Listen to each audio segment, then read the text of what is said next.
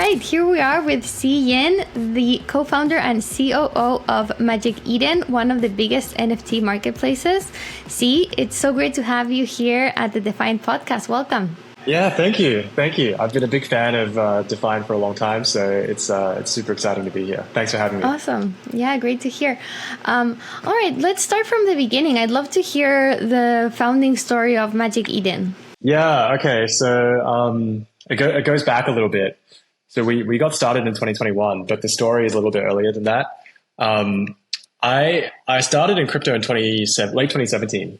Everyone kind of comes in at one of the cycles. For me, that was the cycle that I came in.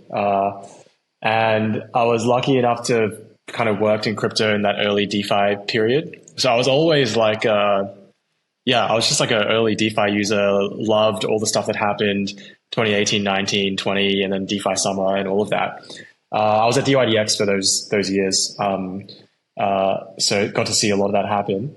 And then around 2020, I started to just look into, there's like basically promise of like other chains, right? Like, cause at the time everything was pretty much entirely happening on Ethereum. I spent a couple of years at Coinbase, but during that time I was using a lot of just products on chain, just doing a lot of degen things. And me and a couple of friends, we started to basically do all the things that you would expect like a degen to do, but we started doing it on Solana because, we heard that like the experience was good and it was like a new ecosystem popping off. This was like early 2021 maybe. At that time, Ethereum NFTs were like going crazy, right? They were absolutely going insane. And there wasn't really that much of an NFT market anywhere else. And we thought to ourselves like, hey, if you believe that sort of whatever you think of NFTs, whether you think of it as like a consumer play or like collectibles or something else, gaming items, whatever you think that is, would you believe that it would exist and proliferate on other ecosystems because there's different technical properties that exist? And we just felt like the answer would be unambiguously yes. So we saw there was a bit of a gap in the market on Solana, and we started building it around the middle of 2021. And it was like the four of us kind of got together over 2 weeks to basically knock out like an initial version of the product. And we ended up launching something in September of 2021. We were not even the first NFT marketplace in Solana. We were, I think, like the 5th or 6th. So we were already kind of late. We were quite worried about that. And we ended up launching, and the rest is kind of history. And it's been a pretty crazy 3 years since. But that's sort of the origin story. Got our roots on Solana, and then gone from there. It was a pretty early to focus on Solana in 2021. I mean, now, like we know that Solana has positioned itself as kind of maybe like the third main blockchain after Bitcoin and Ethereum in terms of volume and so on, DeFi activity. But back then it really wasn't as big, and then obviously the FTX collapse came in 2022, end of 2022. And at that time, Solana was definitely a contrarian play, right? With SBF and FTX being so linked to the Solana ecosystem. How was that whole period like for you guys? Man, it really was not obvious. Yeah, it was not obvious, and it was really tough. I think it was really tough for a lot of people working on Solana, people at the Solana Foundation, the team at Solana, as well as just the ecosystem in general. I would say it was not obvious that it would be the obvious number 3. And I'll share from our perspective that when we started the company, we had high conviction that basically the properties that Solana had, basically fast, cheap, kind of monolithic system, that would be a huge innovation ground, and it would be a competitor to Ethereum. So we always believed that. At the same time, like there are some practicalities of running a business in crypto that I mean, I'll speak for for ourselves at Magic Eden. Not everyone may agree with me on this, but I think that it's very hard in crypto to anchor yourself to one thing entirely because you just never know what's going to happen in the market, right? As we saw in 2022. And so even from late 21, before even any of the FTX stuff happened, we knew we wanted to be like a multi-chain platform because we had the sense that that was where things were going to proliferate. But at the same time, we wanted to build very, very deep roots on Solana. So we kept building actually on Solana over the years, and we still have a very, very big presence. It's still like the majority of our users by far are still on Solana even today. Even now, we support like 10 chains, right? But the hardest thing I think that we had to go through was obviously that, after all the FTX stuff happened, all the liquidity just basically got sucked out of the system. There was a very, very small hardcore group of builders that remained.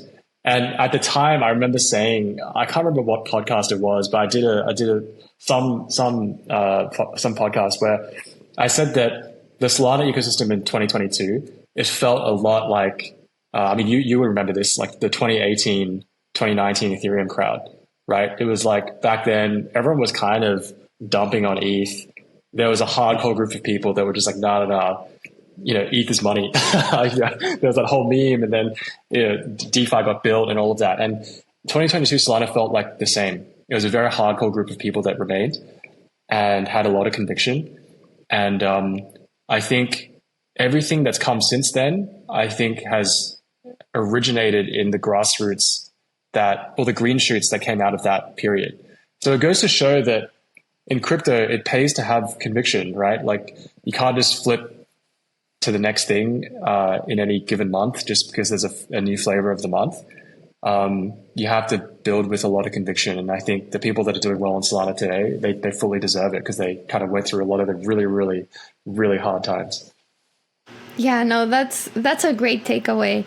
And as part of the NFT market, you also had a different sort of blow, which maybe it was an industry-wide blow, but in any case, there was obviously a bear market after 21-22 when NFTs were like the hardest thing around, and then all of crypto, contracted, and there was a pullback in prices and volumes, and NFTs now in this new bull run have taken a bit of a backseat to other more trending narratives like meme coins, AI, and so on. Like NFTs is not like the trendiest thing in the space as it was in the previous cycle. So how have you as an NFT marketplace gone through this shift? Like how do you make sure to keep things interesting and drive users to the platform? And then the follow-up after that obviously is like, what's next for NFTs to drive that excitement again? Yeah, it's a great question. So let me frame up the last few years, because I think that a lot's kind of happened over the period. Yeah, so 21, 22 was like obviously a crazy period for NFTs. And if I look back on that, it was just kind of like I would call it euphoric experimentation. It was kind of just people trying stuff. It was no one really knew what it would become or what it really would be long term. But people were really happy to basically use it as a standard to just launch a bunch of things. And that was really exciting. Over the years, so I think, and I'll speak from the Magic Eden perspective, there's a couple of core things that we believed then and we still believe now. And that's guided everything that we've worked on since then. So number one is that we believe that NFTs it's like a very, very long-term play. It's a very long term. And we're only like three to 4 years into the industry, right? It's hard. It doesn't feel like that, but really we're still at that early stage. And I think these kinds of fundamental, it is ultimately a technological standard. So these technological standard shifts, they happen over decades, like 10, 20, 30 years. That is sort of how long it took from very, very early kind of just like even like e-commerce, like it's so obvious today that took decades as well to basically get to global, massive market and the norm. I think NFTs is the same. So we have a very long-term view, and just because NFTs are not hot for 2023, we have like basically unwavering conviction that like this is something we should continue to invest in. So that's the first thing. It's just long term. The second thing I would say that's guiding us is that we are not like this goes back to the earlier point when I was talking about our multi-chain thesis. We don't have a very dogmatic view about what assets, where these assets will be created, and what these assets are going to be used for. We are more of the view that we should just build the best products that enable the experimentation to happen, right? And therefore, let that happen and then build the best discovery engine for all of these different types of assets, which is why we've done, some pretty contrarian things. Like we have been the most aggressive about trying to support new ecosystems, because new ecosystems is you just don't know what kind of innovation is going to pop up there, and not everyone is going to work out. Like it's very clear that most chains don't really work out, but it's almost like an asymmetric nature of it, that the ones that do then capture the most value, and I think that's true for assets and asset types that then correspondingly pop off on these ecosystems. So over the last 2-3 years then, since the 21 bull market, we've added 10 chains. And I think the best example of seeing this thesis play out was basically when Ordinals launched like in 2020, sort of 2023. Yeah, right in the middle of the deepest part of the bear market. It was like 3 months after FTX. So no logical person like analyzing strategy would say, go build this thing on Ordinals. It didn't really make sense because it was so esoteric, right? But we just had this thesis that if you believe that there's going to be a collectibles market just very long term, and do you believe that people are going to want to own assets inscribed on the Bitcoin blockchain? That's all I had to believe to get convinced that this is something that we should invest some resource into, and we did. And since then, there's been almost $3 billion worth of Ordinals traded on Magic Eden since then, right? And it was very hard. If you asked me to put that into words, like at the time that we launched, like the thesis, I wouldn't have been able to give you a very convincing thesis. It was more like a gut intuition, right?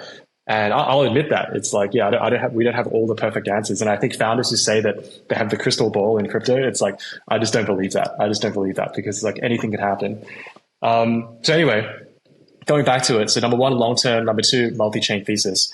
And those are unwavering beliefs that we have. So I'll answer the last part of the question around like what is next and how have we kind of managed that over the years. So at the end of the day, when I really just take a step back about what is Magic Eden, most people know us today as obviously a multi-chain NFT marketplace. And I think that is historically what we have been. And in fact, 2024, it really did embed that even more because most people started to really understand the multi-chain thesis, and we had more volume and more users in 2024 than we did in the 2021 bull market, which I think most people maybe wouldn't even know that. So this thesis is playing out. But at the same time, if I strip it all the way back, what are we trying to do and what are we?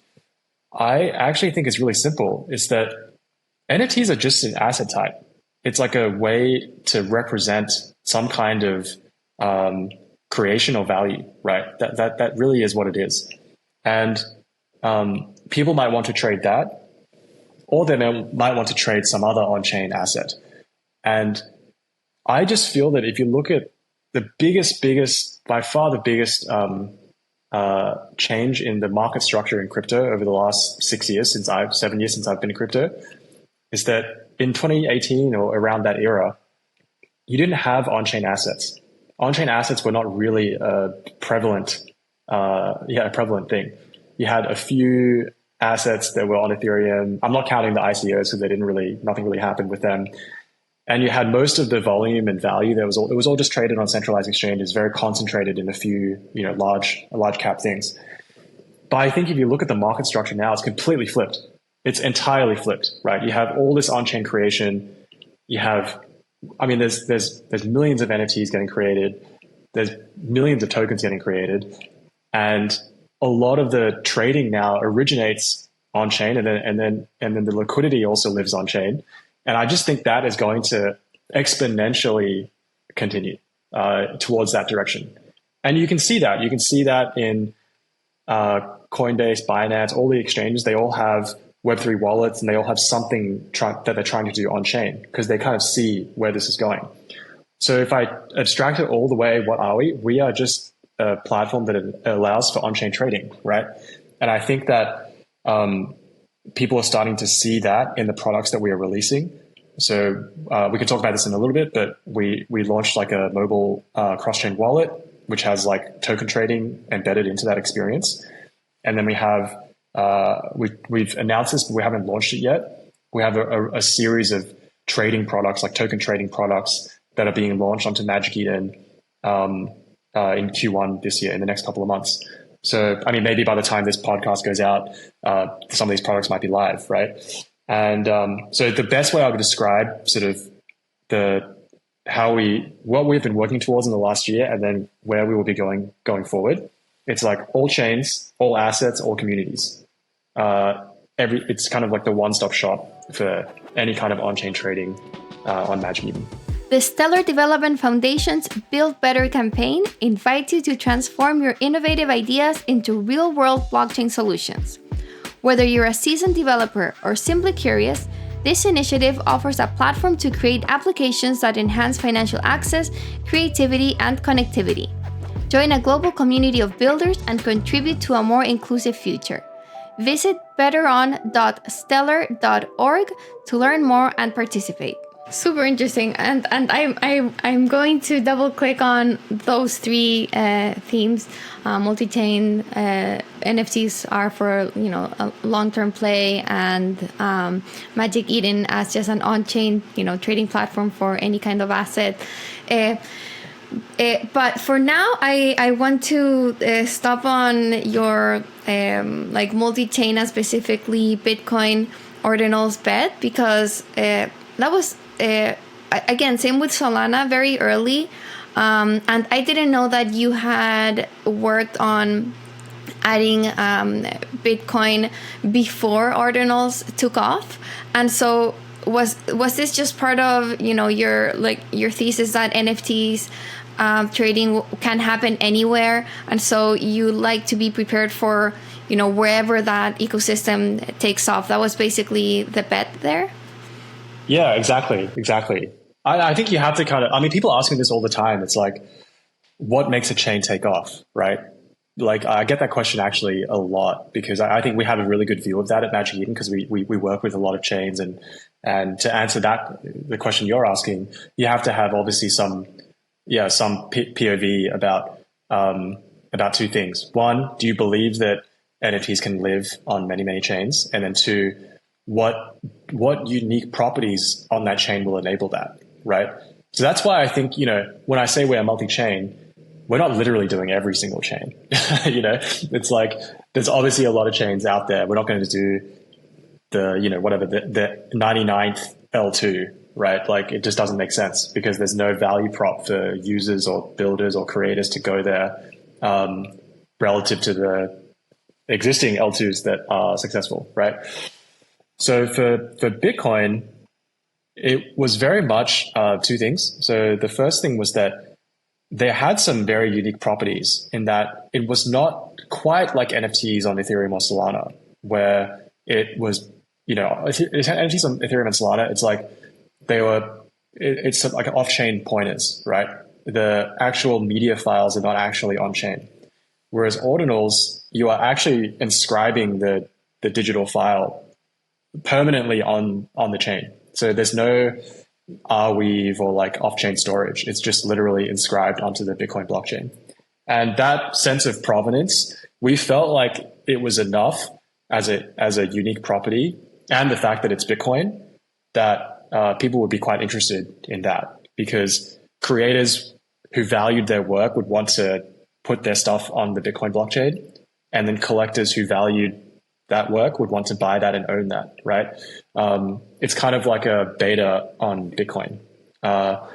And so that's it. That's all we believed. There was not any data to really go by because it didn't exist. And there was a small community on Discord that we were participating in actively and keeping an eye on the market. And we launched the first marketplace on Bitcoin in, I think it was February or March in 2023. And the market was basically pretty quiet for 3, 4, 5 months, something like that. And then it really started to take off in the middle of 2023 and then the first half of 2024. So it just goes to show that not everything kind of is like an instant win. I think in crypto, everyone's kind of used to this thing of like, you launch it, put a token on it, and then everything explodes. Like that's not the only way to basically make things happen. And for us, building on Bitcoin was one of those. We sort of had the belief, had some intuition. I would say we didn't have all the answers, but we kind of kept going at it, and the market eventually came. So it was a really good bet. Are there any chains that are looking like that right now that that you have that you're looking to build on next because you're seeing some interesting property or community or activity that you'd like to be a part of? Yeah, I think Q1 is going to be all about. There's some pretty big, let's call it like basically EVM ecosystem is looking pretty exciting. So you have like let's call it like consumer focused chains like Anime and Abstract, right? So like the Zuki team and the Pudgy team, those two are going to be big catalysts in Q1. And then you have like really strong communities like Berachain and Monad that are also going live around, I don't know exactly the dates, but like around this time, potentially might bleed into Q2, but around this time. I think those are probably the ones I'm most excited about. And we've been working closely with a lot of these teams to make sure that we have all of our products and features ready to go for those communities on day one when they launch. And then beyond that, I think one of the big things we are keeping a very close eye on is effectively what's the next sort of step change development on the Bitcoin chain, right? So there's a couple of different paths that people are taking. You have sort of L2s, they're kind of like side chains. It's funny how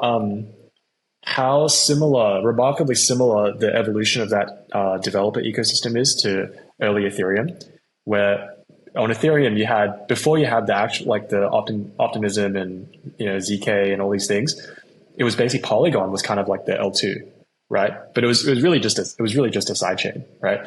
The same thing is happening on Bitcoin. You have these like basically sidechain implementations, which are early experimentation grounds for L2. And then there's a step change innovation of like basically getting like OPCat changed in the actual blockchain, like L1 blockchain itself. If that happens, then that unlocks a completely different path and way to build smart contracts on Bitcoin. So that is something that we are keeping a very, very close eye on, because we think that if that happens, there's no reason why the entire kind of on-chain ecosystem that we see on Ethereum, Solana, there's no reason why that cannot happen in a much bigger way from a value perspective, a much bigger way on Bitcoin. So those are some of the things that we're keeping a very close eye on. There's a lot. Super interesting. All right. And then I want to shift gears a bit into your token, which you had an airdrop in December. I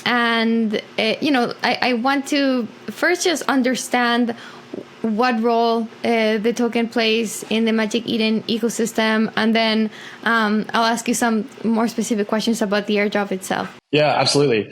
So December, ME token went out.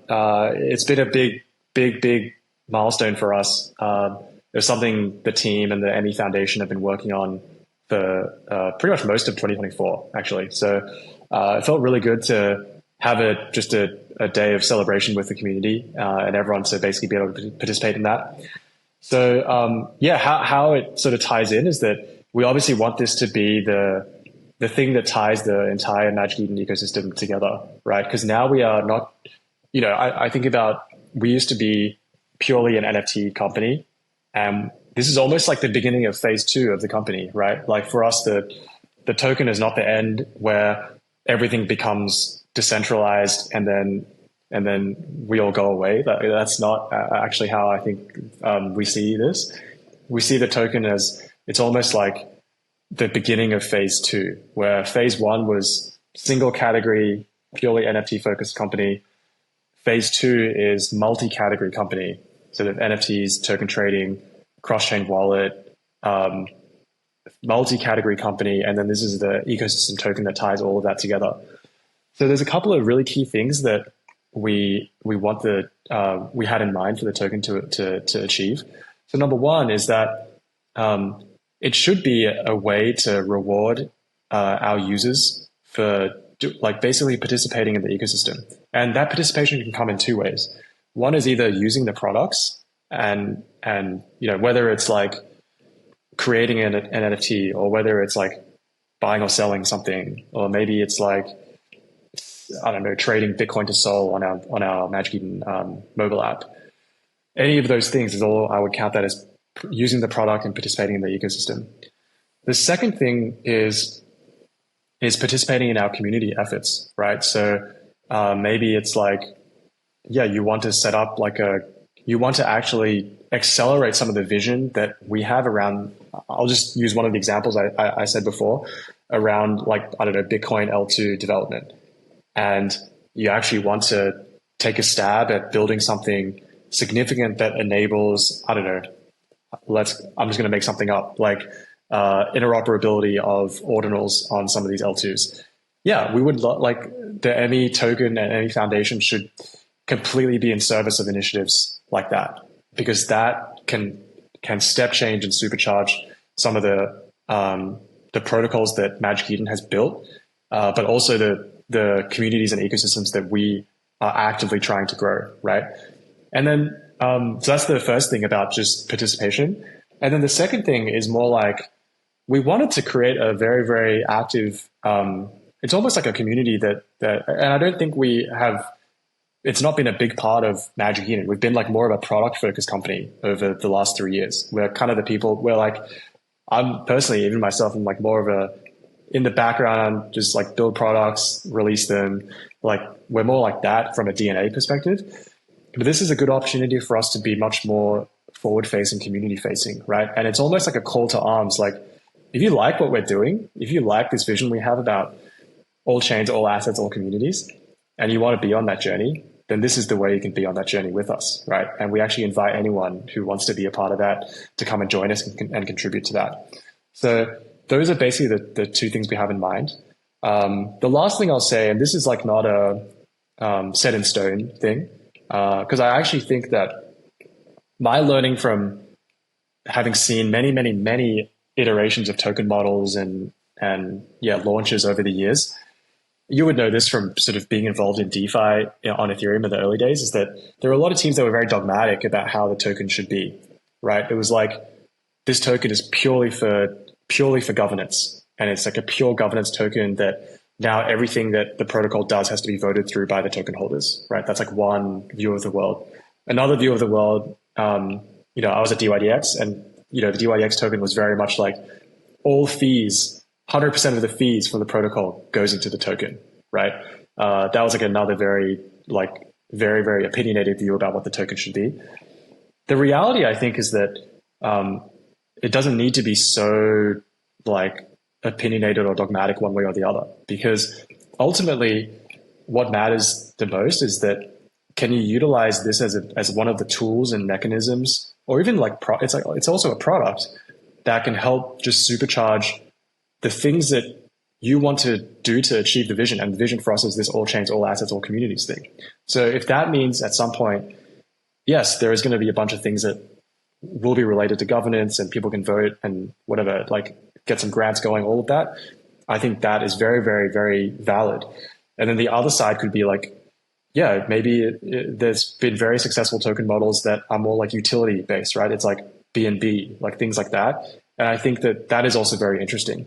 So we are more like pragmatic about the future of it. And I think that we think that's kind of the best way. We'll see if that actually is true or not. But that's sort of how we think about it as we take it forward. It's more like it's a very experimental. Interesting. Okay, so you view your token as a tool to achieve your long-term vision, and from there is where its utility or like how it's used be shaped, right? Like you're not so set on having it do one thing, but more like enable different goals within Magic Eden. So you're kind of flexible on how it might be used in the future. Yeah, totally. I mean, right now I'll share like some of the things that motivated us to do do it like the way we launched it, right? Like, so the first thing was that we wanted to actually reward our historical users. So we rewarded people all the way back to 2021, right? And particularly, we rewarded the users that were the most active, not in like a Sybil farming kind of way, but like organic users. So we actually got a lot of fun about this because farmers were really upset that they did not get as many tokens as they thought they would. And I actually feel great about that. How did you differentiate between a farmer and a real user? Yeah, I won't reveal it specifically because I think that it is like this cat and mouse game, right? Where the farmers will also react and then change their behavior if they know the formula. So I won't specifically say it, but we put a lot of work into identifying that any kind of inorganic behavior, and then we put a lot of those like rewards to the actual organic people. So anyway, but the motivation behind that was that yes, we wanted to reward those who were extremely loyal and just like regular users of Magic Eden. And then the second thing we wanted to do was we wanted to bootstrap the usage of one of our new products, which was this mobile app, right? The wallet. And it didn't go totally to plan because there was some hiccups around that, which I'm happy to also talk about. It's like many, many lessons and many, many things to improve in the future. But that's sort of one example of like a motivation, right? Or a way that the token can participate. We wanted to grow a new product, and then we also wanted to reward those using our prior products. So it's almost like this. It's like a flywheel to kick things off. And then going forward, maybe we want to do something entirely different. But it should be more like our belief is that it should be more flexible like that. The wait is finally over. The Impossible Cloud Network node sale is live. Visit node.icn.global now to purchase a node and start earning rewards. This is your chance to join the movement standing up against the cloud giants. Impossible Cloud Network's ecosystem already has 1,000+ customers and 3 million of ARR. As we speak, it's disrupting the fastest growing trillion-dollar industry. Visit node.icn.global to secure your place in the future of the cloud. Yeah, so I wanted to ask you about the use of the Magic Eden wallet in the airdrop claiming process, which, like you said, had some hiccups. I know that there was a bit of criticism about it not being the best security practice, and how you are storing private keys. I saw some concerns about that, and just like how hard it was for some people to claim. I think you saw some congestion. So if you can, I don't know, kind of address some of the concerns and talk about some of the lessons that you took from it. Yeah, for sure. So I think the biggest thing, the biggest lesson, the biggest thing we could have improved on the day was basically we did not anticipate enough of what the load was going to be that day. which in hindsight sounds silly because obviously it's a big moment, and obviously it would be a ton of people trying to claim at one single time. So the biggest issue was actually that the claim wasn't working because it was both the Solana chain was congested, and then also our infrastructure was massively congested. So in the lead up to it, we over 10x'd our infra in anticipation of this, but we should have actually done another 10x. So we were basically one order of magnitude off. But there's no excuse like that we should have basically been ready for that. But that was a huge lesson for us that it's like product quality and the stakes that we are now operating under are much higher. You know, we're no longer this like tiny, scrappy little startup that can just try whatever and then it's okay because there's no implications of that. It's very different now because there was a couple 100,000 people trying to claim at once, right? And that obviously is going to lead to some congestion. So that was the biggest lesson, and if I could change one thing about the whole day and the lead up to it, that would be absolutely it.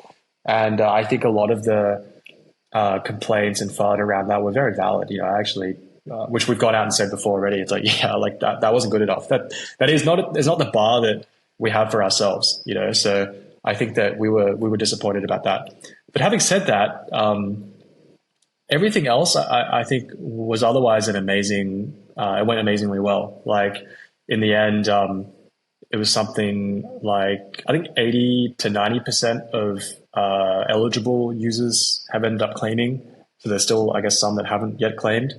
15% of those users have ended up staking their entire balance that they claimed, which I think is extraordinary. And going forward, one of the big things we have now is that there's a series of like quests in the mobile app, and people are pretty excited about that. And there's going to be like another drop basically at the end of March, which is kind of the end of the next season. So we're doing a lot of work now to make sure that all of the infra obviously is really, really good, and it's another big day of celebration. Because on the actual token launch day, it was something like $700 million worth of ME just went out to the community, which that super proud, super happy that people were able to have that. So I think the lessons mainly are we have to really level up as in terms of quality infra in these situations, and but everything else I think went really well. If you had to go back, would you still have required the Magic Eden mobile app or like the wallet for the claiming process? Or maybe, I don't know, it just seems like having an airdrop plus this new product maybe was trying to do too much and have it all gone well. Like, maybe it was a bit like it was like an ambitious goal, right? To get to have like this wallet working perfectly plus the airdrop working perfectly. It's a lot. It is a lot. I don't regret it. I think ultimately, we have big ambitions, just as a company in general, notwithstanding this particular moment, we have really, really big ambitions, long-term ambitions. And I'm more of the opinion of like, you should not operate always like this, but for really, really big moments, as a company, it's like a go big or go home, right? And I wouldn't say that's like a everyday mentality because you cannot operate like that all the time. But this was one of the probably maybe the top moment ever for Magic Eden, right? So I would say that if it's going to be such a high stakes big moment, you should have some very ambitious goals that are tied to that. And so that's more the mentality. I think the thing that I would have changed, or we should make sure we internalize going forward is actually doing the preparation and lead up even better, right? It's more like it's time to raise the bar for ourselves, and that's hard, but we're not going to shy away from that. It's like a good learning opportunity for us to basically make sure the next one is even better. So yeah, I wouldn't change it. I think you got to have big ambitions. You're not always going to nail everything. But I think we can definitely nail the next one. We've learned a lot from the last one, and actually, yeah, I'm pretty excited about what's coming at the end of March. What's coming at the end of March? Yeah, so at the end of March, there's a couple of things that are going to happen. So as I said before, the like 80 to 90%, I don't know the exact number. It's roughly in that range of users claimed. So the remainder that's not claimed, that's going to go to people that are staking today. So on any unclaimed ME is going to go to people that are staking. So that's, I think, a really, really big moment for those users. Then the second thing that's going to happen is there's going to be distribution of like effectively the next season of rewards. So anyone right now who is actively participating in some of the quests that we have going in the product. So I'll give you an example, like anyone who's buying and selling NFTs, anyone who's like using the mobile app to trade, those are examples of quests that are happening. If you, I don't know, open the mobile app every day, that's another basic quest that people can fulfill. So there are certain quests like that. And the biggest participants of those quests will also get another reward basically at the end of March. So that'll be another big kind of like airdrop day. Can you remind me of your like distribution? It's 1 billion total ME supply, right? And of that, how much is going to airdrops? So the first one that went out was 12.5%. And yeah, let's call it 90% of that was claimed. So there's some left over there. And then the one for March, we haven't revealed yet. So I think more to come. We'll share more with that about that with the community probably in the next 2 weeks. Should people expect a similar size airdrop? I can't say. Don't know yet. Okay. Don't know yet. Okay. Yeah.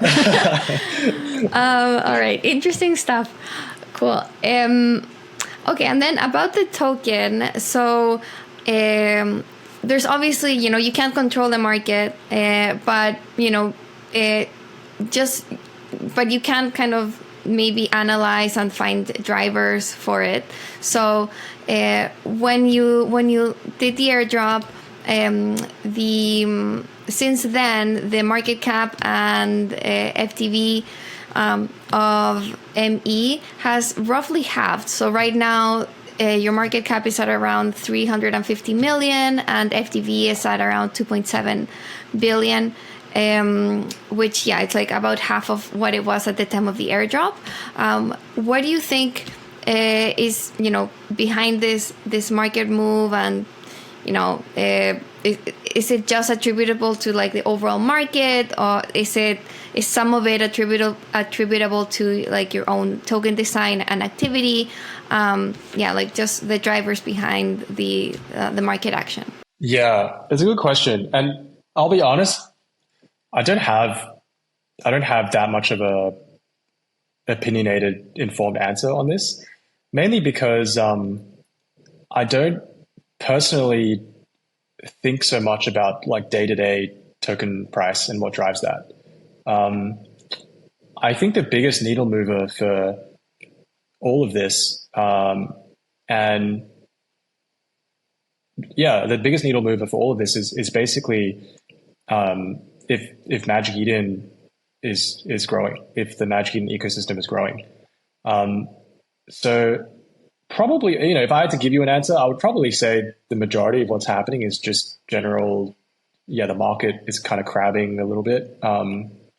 And it's kind of like dominant narratives have been meme coins and then now AI, right? So it's kind of like there is just very natural liquidity rotation amongst different narratives in the ecosystem. But I don't know. I don't really have any sort of opinions beyond that. I think the biggest stuff that we want to focus on, and this would be true regardless of whether or not, I don't know, the price went to 10 or the price went to 1. I actually don't think this, like what we would work on would change. And the reason I believe that is because we are just trying to build the best products around like on-chain trading. And if people like those products and use those products, and we grow the number of users on Magic Eden and we grow the volume that's basically like being traded on Magic Eden, everything else kind of takes care of itself.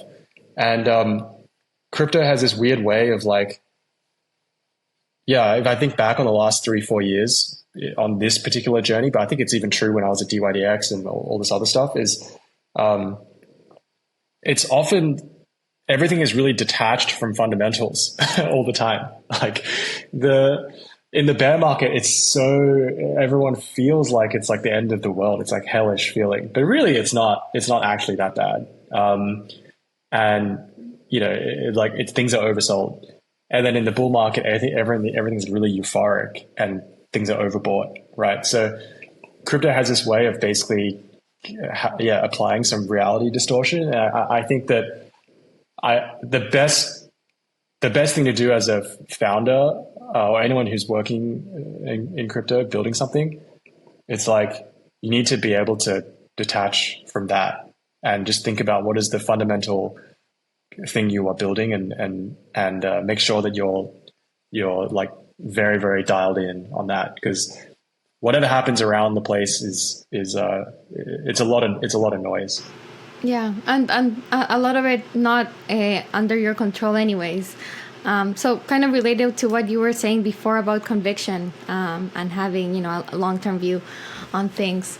Get about 20% APY on ETH with the High Growth Vault by Kelp in one click. Highgain uses blue-chip DeFi strategies with RSETH across Aave, Pendle, Usual, and Elixir, managed by strategy pros Ultra Yield and Upshift to deliver highest rewards on ETH, all in just one click. Deposit your ETH, receive HG ETH, and stay liquid in DeFi. Trader use HG ETH on platforms like Pendle and Balancer while still stacking rewards. Follow along these steps to get started. I want to spend a bit of time talking about royalties, which has been an important aspect of NFTs, with artists being a key part of this asset. And it was super interesting how Magic Eden took a stance when at a time when Blur and then OpenSea kind of cut artist royalties.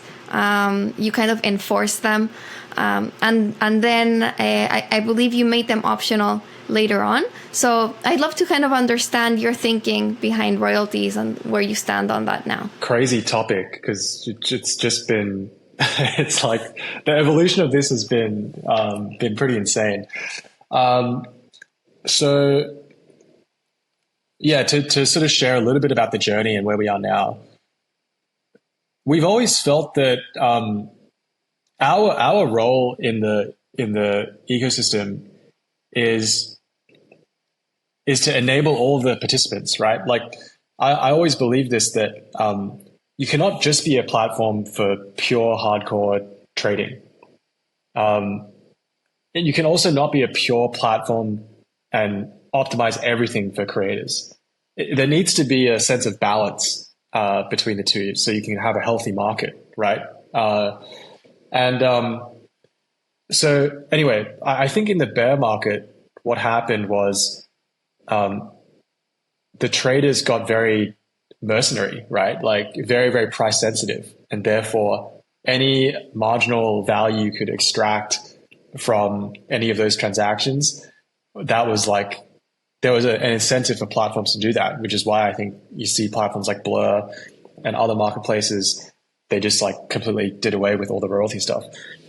Then what happened in that market? Then it basically created a disincentive for creators to come and do stuff, which I think was the net detriment to the market. So we felt like to try and change that market structure, you cannot do something small. You cannot make incremental steps.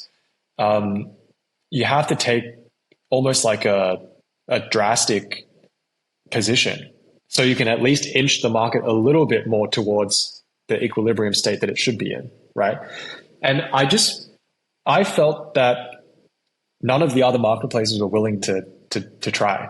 No one was willing to try. It was kind of just like, it is the way it is now. It's over. And I just didn't believe that. So that's the first sort of contextual point. Then what did we do? We basically came back to the EVM market, Ethereum market, and said like, hey, we're going to actually try and like protect and enforce these things. And we tried.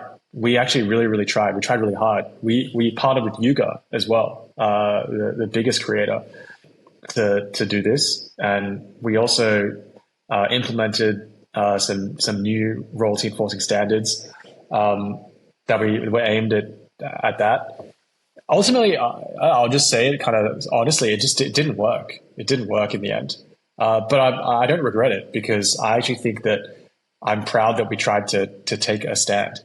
I'm proud that we tried to make something happen when no one else was willing to, and we stuck our neck out. We stuck our neck out for it, and it's okay. It didn't work. We had to roll it back, and the position now that we have is that if there is a way to enforce it at the protocol level, so it's enforced by code, then we will absolutely enforce it by code. So if you look at, Magic Kingdom is a great example of all the different implementations, because we support all this on different chains.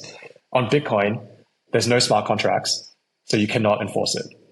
You cannot enforce by code, even if you tried. So as a result, our position there is that it's not possible. It's not gonna be a thing. But we do have like creator royalty tips, like we call them creator tips, where we say we encourage basically at the point of sale to give back to creators, right?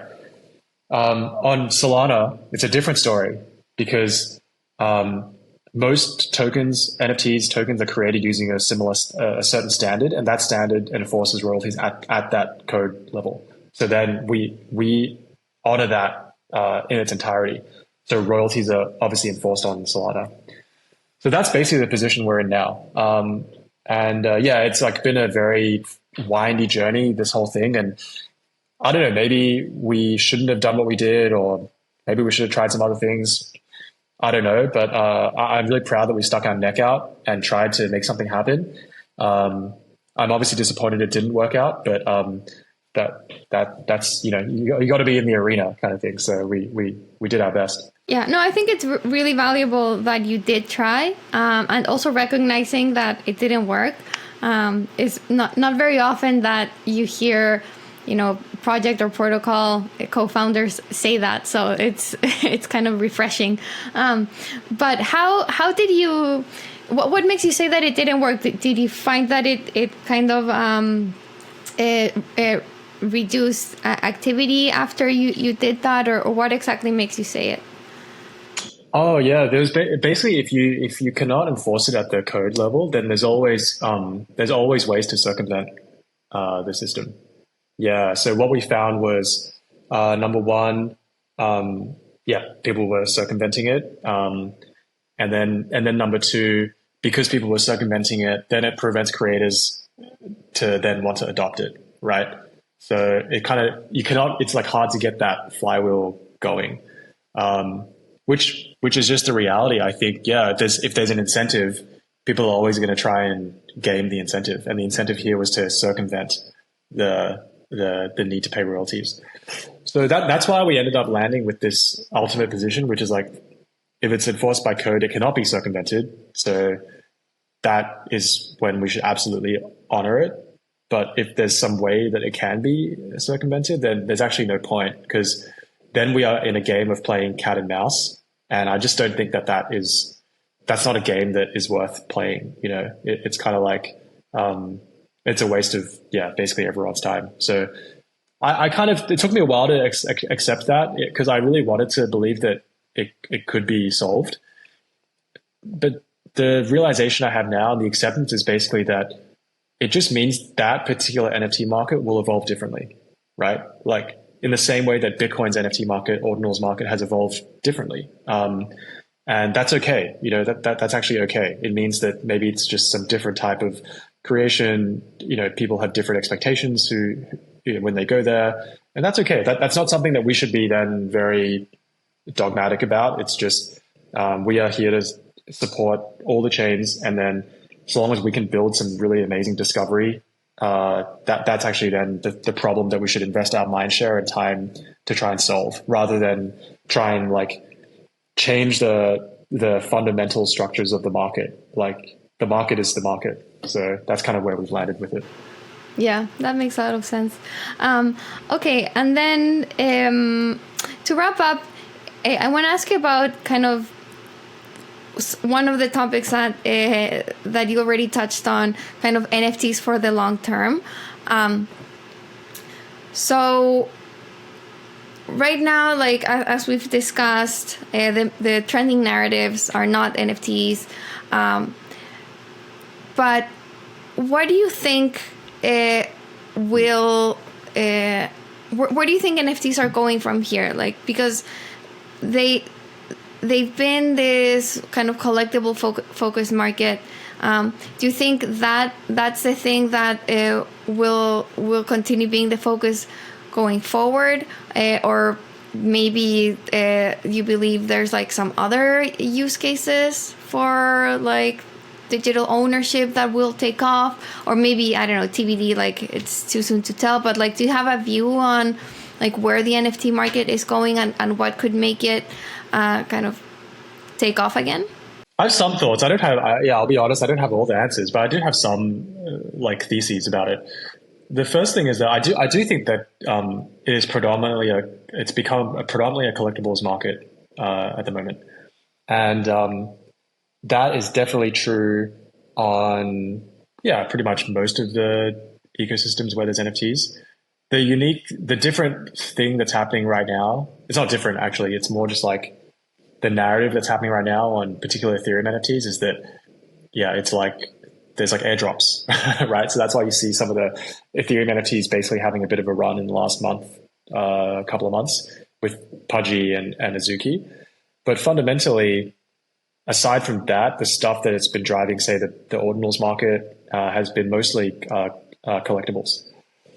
The second thing that I thought would have picked up more by now, but hasn't, and I don't know what the catalyst is, but I'm still pretty interested in it, is effectively NFTs being used. Yeah, like gaming NFTs basically did not take off the way that I thought they would. And I think a lot of assets were created, but there just wasn't a clear reason for how to use them, right? Basically, what a lot of NFTs were created and are still getting created actually, but it's not clear how they are being used, right? In a way that that both accentuates the experience for someone who's played the game. The one thing we've been thinking a lot about is, it's very clear that this AI narrative is pretty big, right? So even we've been thinking about like, is there a way what's the way for NFTs to plug into some of this? It could be pretty interesting. And, I'm pretty excited about this idea that, people are really hyped on these agents. Most of the agents are not very good. They're actually mostly pretty terrible. There's very few that actually have like interesting content and come up with like unique stuff. So really it's just how good is the model and how good is the data that's training it. But having said that, all of the agents that we see represent like a meme coin or some token, right? But if you think about it, aren't agents much better paired with individual NFTs? Because we already have like identities that we attach to these NFTs. We already I rock like a Bitcoin puppet on as my PFP. It's like I have some association with that, and it doesn't make more sense for basically an agent to then like it's like giving your NFT a personality, right? Rather than say it representing an entire token supply of 1 billion tokens. So I've been noodling with that. I think it's very interesting as a concept, but the challenge I think is basically how do you make what's the way to train and make that agent good, but do that on a repetitive basis, right? Such that users can individually do that, like individual owners of NFTs can do that. And then you can start to do a whole bunch of interesting things like, your NFT can basically represent a portfolio, right? Because it can trade on your behalf. It can bridge funds for you. Like there's a whole bunch of different things because everything is programmatic at that point that then will make that NFT more interesting than purely just representation or identity or community representation, which I think basically is what NFTs still are today. It's like you are flexing a community or you are representing a community and you feel some attachment to that, right? So that's some of the stuff that I think is interesting or intriguing. And our focus, just to tie back to like, given some of those thoughts, like what then do we want to work on? So I think it's mostly the same in the sense of what I said before about like the multi-chain thing, like that will continue to play out and we will continue to invest in that. The big thing that we have started to do in the last few months, and I think will be an increasing part of our roadmap, is building a lot more and more robust creation infrastructure and making that open source, making that completely self-serve, both at like from a front end perspective, but also from like a programmatic perspective.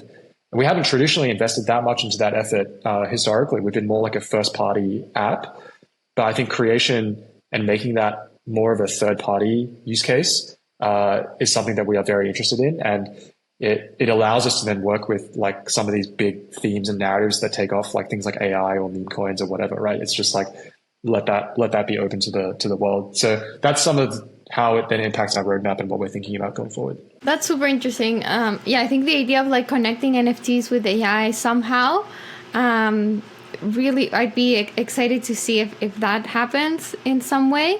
And yeah, from kind of a product perspective, giving the tools for creators and builders to do that on Magic Eden, I think it makes a lot of sense. So your idea is to have a way for someone who wants to issue an NFT to do it on Magic Eden, and maybe if they want to like add some AI element to it, that they'd be able to do that. Yeah, exactly. And by the way, not just I'm using AI as just an example because that's like the narrative that's happening right now. But effectively, it's that same premise, right? It's like you can add some flavor. It's like more adding layers or flavors to the creation. So it's not just I'll show an example. It's like launching a 10K PFP. That is like one mechanism, one type of launch you can do. And then you have like the one of one. That's like another launch you can do. Then you have like open edition. That's like one launch you can do. But maybe you want to do like, I don't know, open edition plus like launch an agent inside of each of these one of ones. Like, okay, that's cool. Like these are just kind of more modular bits, right? That creators or even users can just add to the thing. I think the lines are also blurring between creators and like users. Like it's basically because everyone is just creating a bunch of different things now. And you don't know if it's been created by a real person or someone else or an AI bot. So it's just really, it's all blurring. So I think for us, it's like just put the modular pieces out and then enable people to connect them. We will connect them on our first party experience, but people can also connect it like into individual bits if they want to, just through like a simple SDK or something. So that's kind of, how we want to enable more of the like grassroots creation on using Magic Eden infrastructure. Bitcoin Layer 2s are everywhere, but Goat Network is different. We're the first to use decentralized sequencers, letting both Bitcoin and Dogecoin secure our network while earning native yield. No nonsense, just your assets working smarter. Our early supporters got it, with over 8 million committed in December alone and already earning returns. Next up, mainnet launch in Q1 of 2025. Goat Network, where Bitcoin scaling meets real yield. Visit goat.network, get involved, and start earning sustainable yield.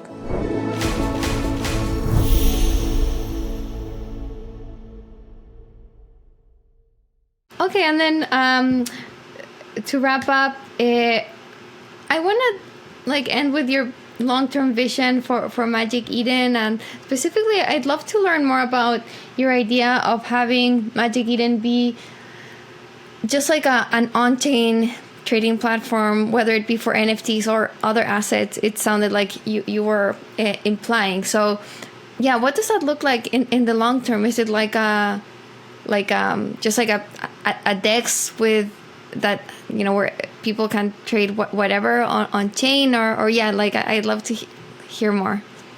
Yeah, absolutely. So okay, so there's basically a few things. So the first thing is that NFTs will continue to be a big part of our focus, and everyone's already familiar with that part of the product, right? It's like you can trade NFTs on all these different chains, and that's going to continue. As I said before, there's like many exciting chains that we are excited to add, so that'll continue to be a big part of the roadmap. The second part is basically this our mobile app, right, which is the Magic Eden wallet, and that we only launched that about 9 months ago. So it's very new. But we already have over 500,000 monthly actives on that product. And the most exciting thing that we're starting to see with it is that it's becoming the default way to basically trade and get across the different chains. So to give you a concrete example of that, the most highly traded pair on the app is Bitcoin to Sol, and Sol to Bitcoin. So we've seen over 120 million in Bitcoin Sol trading volume, just in the mobile app, right?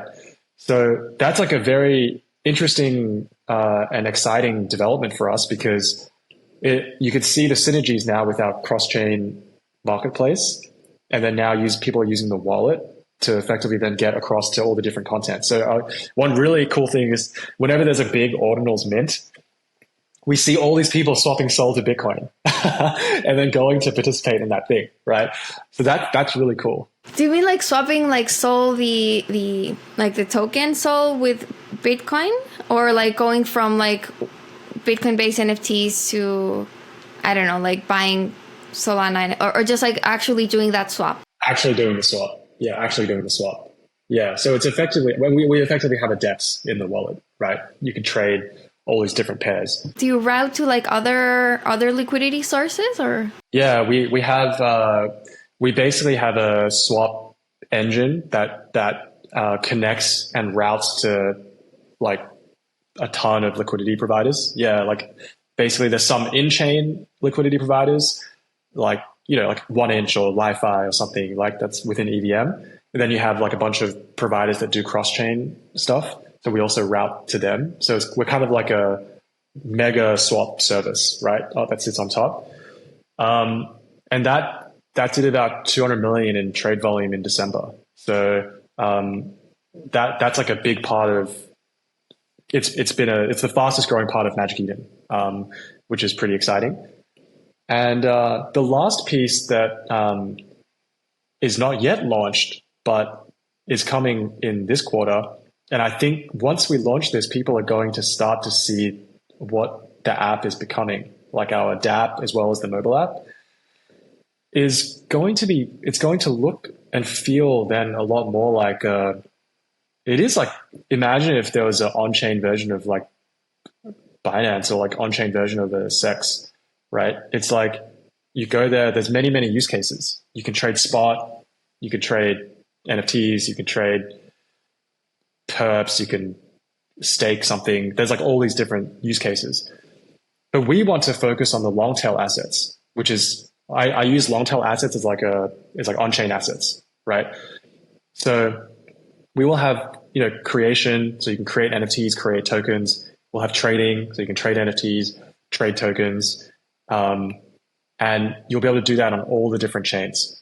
So whether it's like Base or Sol or Bearer chain, whatever, Abstract, it'll be on all those chains.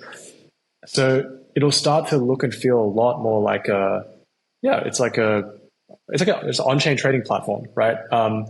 And one of our goals this year is that trading, like token trading volume and token trading like users, so crypto traders, that is a big market that we want to push into. So we're very ambitious goals going forward on that front once we launch these products. So yeah, it's going to be a big quarter for us. Like people are going to start to realize the evolution of Magic Eden. It's like single category company to become like a multi-category company, hopefully a big trading platform.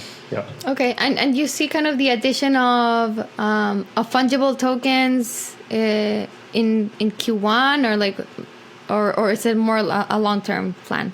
In like 4 weeks. Yeah. What will the like go-to-market be for that? Yeah, there'll be a few different things. I don't know if I can share them yet, but basically there's going to be a few. We'll have a big go-to-market moment probably around the end of January. There'll be another big go-to-market moment probably, towards the end of the quarter as well. But these are going to be effectively focused on like token trading and token creation on our DApp, like the website. And then another one is going to be basically an evolution of our mobile app. So that like today, I think, it's like people think about it more like a wallet, which is great. Like a lot of people use it as a wallet. And we are doing a lot of work to make the trading experience like a order of magnitude better than it is today.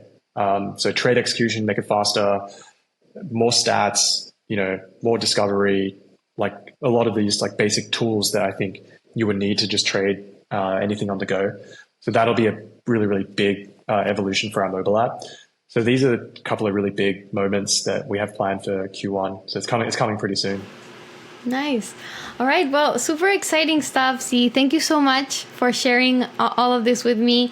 But lots to look forward to with Magic Eden, with the second airdrop coming at the end of March, the adding tokens to your previously just NFT focus, becoming more of like an on-chain asset agnostic trading platform. So lots to look forward to, and really appreciate you sharing with us. So this was really fun. Thank you so much for having me. Yeah, appreciate it.